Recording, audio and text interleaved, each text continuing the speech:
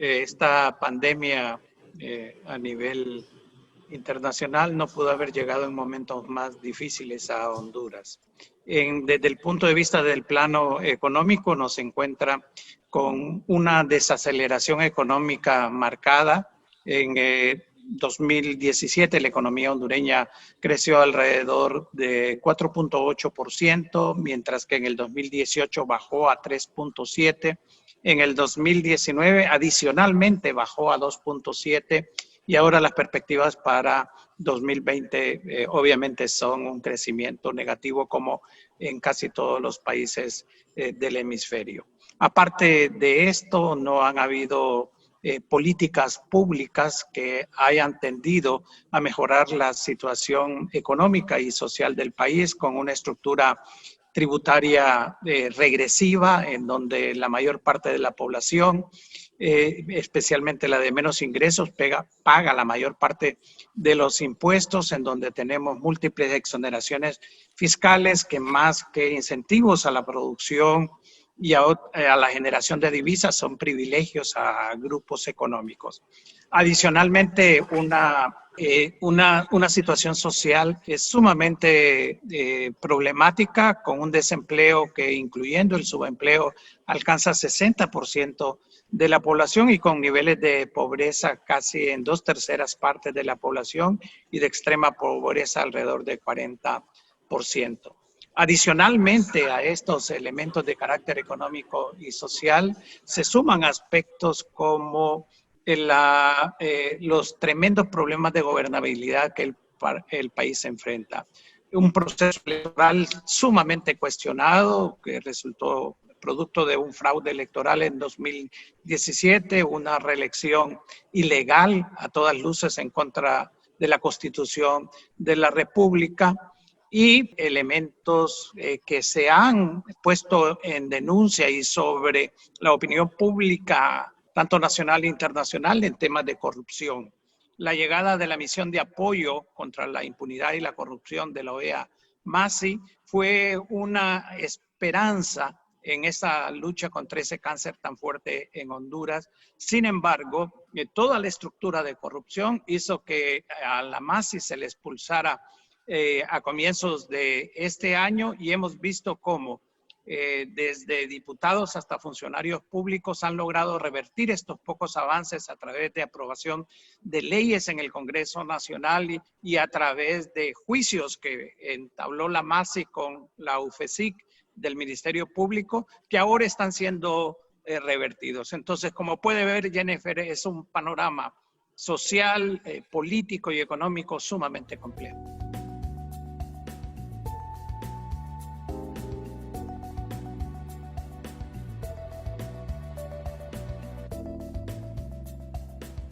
Este será un golpe muy fuerte para la economía.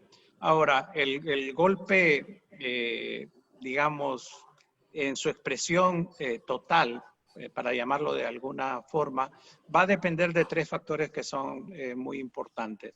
El primero es la extensión y duración de la pandemia, cuánto afecte a Honduras, por cuánto tiempo se prolongue. El segundo elemento que llama también a mucha preocupación es que, a diferencia de otras veces, esta no es una situación económica en donde únicamente se ve afectado Honduras, como en el caso del huracán Mitch en 1998, sino que es la economía internacional. Y partiendo de la base de que Honduras tiene un ciclo económico muy vinculado a los Estados Unidos, también la recuperación económica posterior de Honduras va a depender mucho de lo que pase en Estados Unidos. Y un tercer elemento que también es preocupante es que lo que suceda mañana, el proceso de recuperación económica que se dé va a estar determinado por las medidas que se tomen ahora y que por el momento no hemos visto una política económica, digamos, sumamente convincente, creíble y coherente. En este caso, el impacto económico que se está dando en diferentes sectores. Honduras tiene una población económicamente activa en un 70% compuesta por el sector informal. Entonces, paralizar el sector informal al trabajador por cuenta propia, al que pertenece al que tiene una microempresa, significa que este sector no tiene ingresos realmente para cubrir sus necesidades básicas. Y este es uno de los sectores realmente más golpeados. Obviamente que también en el corto plazo se está sintiendo, digamos, el efecto que esto va a tener en las exportaciones nuestras, en las remesas familiares que ya muestran una reducción pequeña, pero ya marcando una tendencia. La inversión extranjera que había venido decayendo en los últimos años probablemente se acelere esa reducción. Y como se han de imaginar, la pequeña y mediana empresa es aquella que es realmente más susceptible a tener pérdidas. Las grandes empresas y los bancos tienen mecanismos de defensa como acumulación de capital que han tenido a través del tiempo, pero yo quiero llamar la atención, Jennifer, que si la situación como estamos viendo a nivel internacional, lo que vimos hoy con la baja del precio del petróleo a valores negativos que nunca se había visto en la historia reciente económica, y se complica la situación de los países desarrollados, entonces las tensiones sobre el sistema financiero propiamente dicho y sobre las grandes empresas también van a ser muy fuertes. El golpe fiscal ya de hecho, con solo un mes de paralización, es bastante fuerte, y de perdurar esto y de agudizarse la situación internacional va a poner a Honduras en condiciones sumamente difíciles.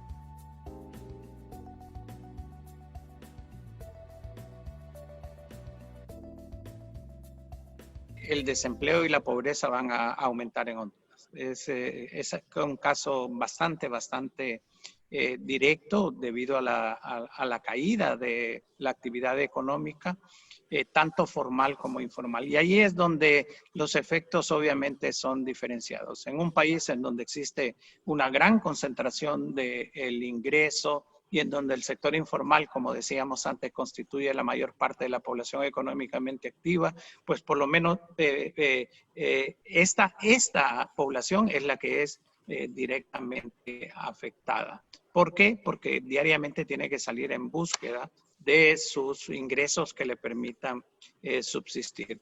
El sector rural, desde el punto de vista de la enfermedad, luce menos contagiado, pero eso no quiere decir que las implicaciones económicas no sean las mismas, puesto que los productores, el vendedor de maíz, el vendedor de frijol, el vendedor de legumbres y de todos productos que vienen a los mercados y logran obtener su ingreso, obviamente debido a la cuarentena están completamente paralizados. Y por último y no menos importante, Jennifer, el caso de los sectores tradicionalmente vulnerables. En la economía de anticrisis, si podemos llamar de alguna forma a lo que existía antes, el caso de la mujer, el caso de la niñez y de la juventud, el caso de las personas de la tercera edad, obviamente se ven complicados. Ya hemos visto casos específicos, casi 30% de las personas infectadas son mujeres, entre niños y jóvenes llegan a un 25%, entonces estamos hablando de un 50% de los contagiados están entre mujeres, niños y jóvenes. Y adicionalmente la cuarentena ha impuesto muchas más labores de trabajo doméstico a las mujeres, aparte del trabajo que venían haciendo, bien sea en trabajo asalariado o en ventas o en cualquier otra actividad del sector informal. Entonces, y adicionalmente algo que usted lo ha visto, Jennifer, a nivel internacional, cómo la cuarentena ha producido aumentos de violencia doméstica, sí, en las cuales las mujeres son principalmente afectadas. Así que los efectos de esta situación siempre golpean con mucha mayor fuerza a los sectores más vulnerables que no tienen ahorros, que no tienen capacidad de adquisición de los alimentos y por lo tanto esto trae como consecuencia que las tensiones sociales pueden subir en el país.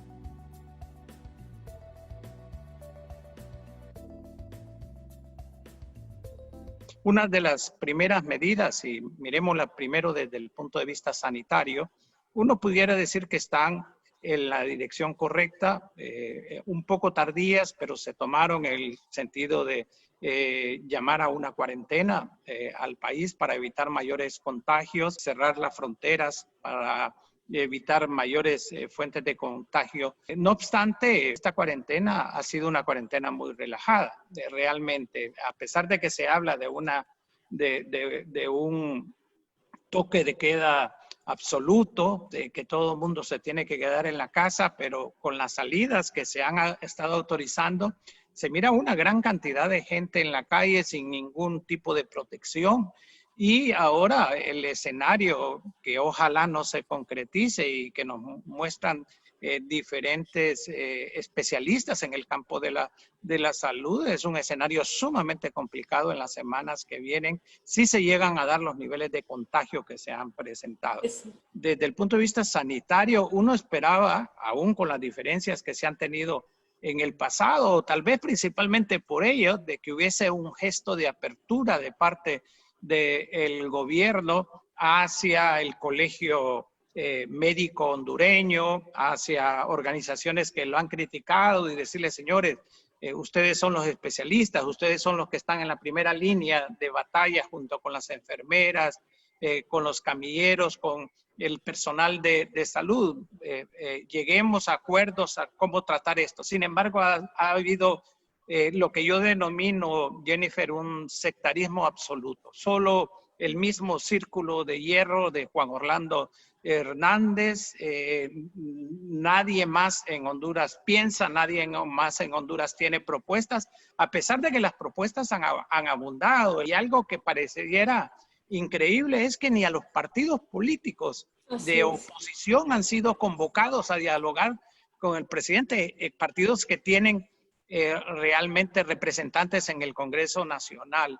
Entonces, esto hace mucho más complicado la búsqueda de consenso, la búsqueda de acuerdo, la búsqueda de un camino común ante algo que puede llevar a Honduras a una de sus situaciones más difíciles en el último siglo. Están abriendo la economía sin tomar en cuenta muchas veces las recomendaciones del sector salud. Entonces, en cuanto a la recuperación económica, no miramos un plan comprensivo, un plan creíble, muchos anuncios de préstamos, pero no hay un plan. El Congreso Nacional en forma irresponsable le aprobó a Juan Orlando Hernández 2.500 millones de dólares en endeudamiento sin que se especificara en qué se van a utilizar.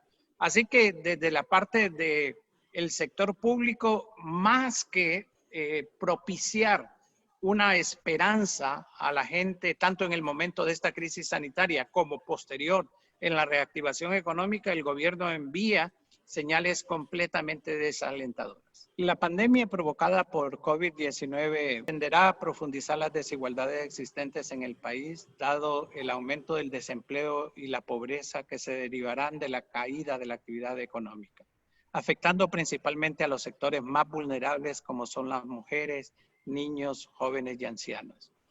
Esto en el marco de políticas públicas que no se modifican y que privilegian a la gran empresa sobre la pequeña y la mediana, al mercado externo sobre el interno y a la opacidad sobre la transparencia.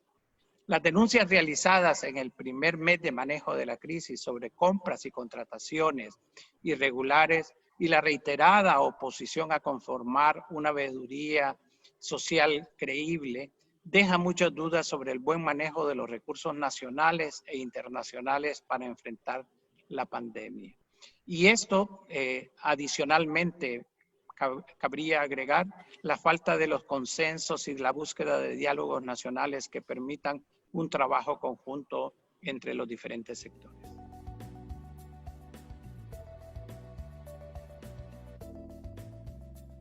viendo con más detalle una vez que pase la crisis sanitaria. Obviamente que el trabajo debe centrarse en, primero, en tratar de esclarecer en base a diferentes círculos de estudios y de discusiones cuáles han sido los alcances de los efectos de esta crisis, que se va a tornar en una crisis económica, en una crisis social y en una crisis política. Porque algo que no mencionamos es de que hay una tendencia autoritaria de Juan Orlando Hernández y yo no descarto que quiera aprovechar la crisis para quedarse más tiempo en el poder, porque él tiene tantas deudas con la justicia, no tanto nacional, porque no funciona en Honduras, sino que de los Estados Unidos, que para él mantenerse en el poder es casi un imperativo. Y entonces todas estas discusiones que se cree que se den alrededor de la nueva realidad que vamos a tener y precisamente la búsqueda de políticas públicas alternativas va a ser un enorme aporte dada la confianza que diferentes sectores han depositado en la fundación y el trabajo que pese a las muchas limitaciones con que se ha hecho en los últimos años, se ha desarrollado con tan buen suceso.